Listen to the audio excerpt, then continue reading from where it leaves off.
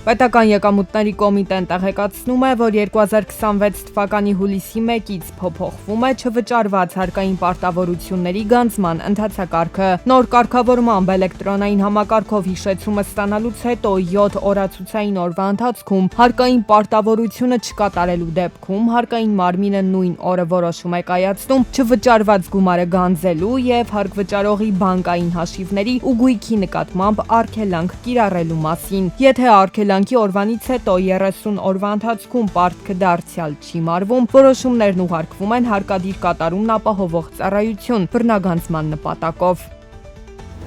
Էկոնոմիկայի նախարարի խոսքով հայկական արտադրանքը մրցունակ է եվրոպական շուկայում, իսկ բազմաթիվ տեղական ընկերություններ պատրաստ են ավելացնել արտահանման ծավալները եւ զարգացնել երկարաժամկետ համագործակցությունը եվրոպացի գործընկերների հետ։ Այս հարցերը քննարկվել են էկոնոմիկայի նախարար Գևորգ Պապոյանի եւ Հայաստանում հավատարմագրված Եվրոպական միության ու Եվրամիության անդամ երկրների դիվանագիտական ներկայացուցիչների հանդիպման ընթացքում։ Բանակցությունների հիմնական թեման հայկական ապրանքների արտահանման ընդլայնումը ու եվրոպական շուկա մուտքի դյուրացումն էր։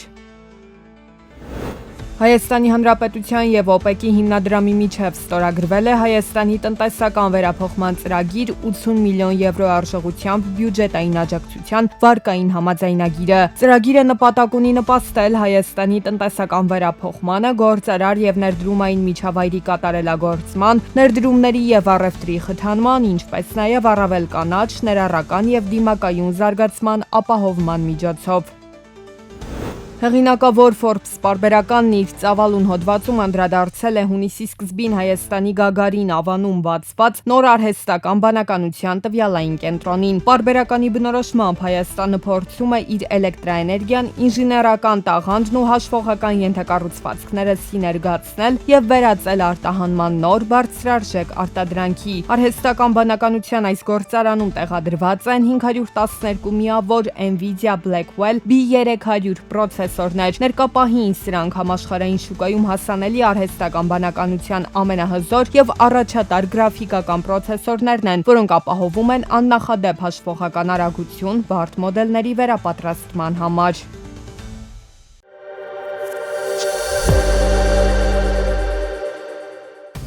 Աշխարհի ամենահարուստ մարդու Իլոն Մասկի կարողությունը նվազել է $1 տրիլիոն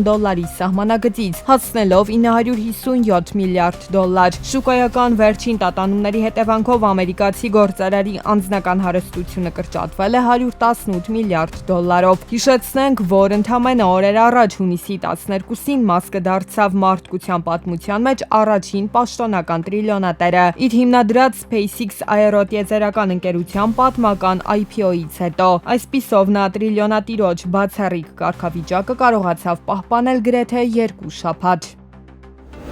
SpaceX տիեզերական ընկերության արժեթղթերը բորսայական վերջին սակարկությունների ընթացքում զգալի անկում են գրանցել։ Հունիսի 22-ի առևտրային տվյալների համաձայն ընկերության բաժնետոմսերի գինը նվազել է 9.8%-ով, մեկ միավորի դիմաց հասնելով $168.2։ Տևական եւ ակտիվ աճի փուլից հետո SpaceX-ի բաժնետոմսերի արժեքը նվազում է արդեն 3-րդ բորսայական օրն անընդմեջ։ Ուշագրավ է, որ ընթացիկ գինը ավելի քան 30%-ով ցածր է անցյալ շաբաթվա 3 շաբթի օրը գրանցված պատմական ռեկորդային ցուցանիշից, երբ մեկ բաժնետոմսի արժեքը հասել էր $225.64։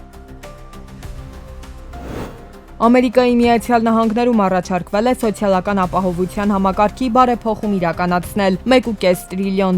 ներդնելով ֆոնդային շուկայում։ Նախաձեռնությունը նպատակ ունի կանխել նպատակային ֆոնդերի սպառումը, որը կարող է տեղի ունենալ արդեն 2032 թվականին, սպառնալով տասնյակ միլիոնավոր քաղաքացիների վճարումների լայնածավալ կրճատմամբ։ Եթե իշխանությունները չմիջամտեն կենսաթոշակների վճարման համար նախատեսված պահուստները, կսպառվեն 2032 թվականի 4-րդ եռամսյակում, որից հետո պարտավորությունների ծածկույթը կնվազի մինչև 78%։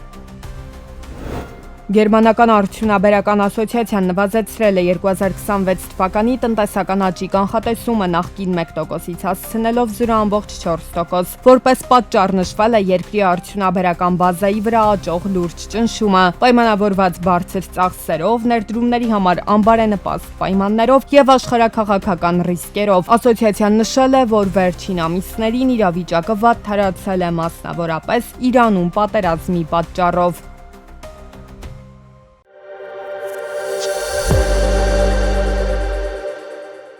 Վնասված մեքենաներ, կոտրված ապակիներ, բերքի կորուստ։ Վերջին օրերին Հայաստանի մի շարք մարզերում տեղացած կարկուտը իսկական պատուհաս դարձավ քաղաքացիների համար, պատճառելով նյութական զգալի վնասներ։ Անոմալ 5 ամիսներ են գրանցվել Հայաստանում այս տարի։ Հունվարից մինչև մայիս տեղումների քանակը հանրապետության տարածքում եղել է նորմայից ավելի։ Հունիսի 24-ից սկսած մինչև հունիսի 27-ն էլ Սևծովյան ակտիվ ցիկլոնի ազդեցության տակ ենք գտնվելու, կրկին անձրև ու կարկուտ է տեղալու հատկապես հյուսիսային շրջաններում։ Տարածվում են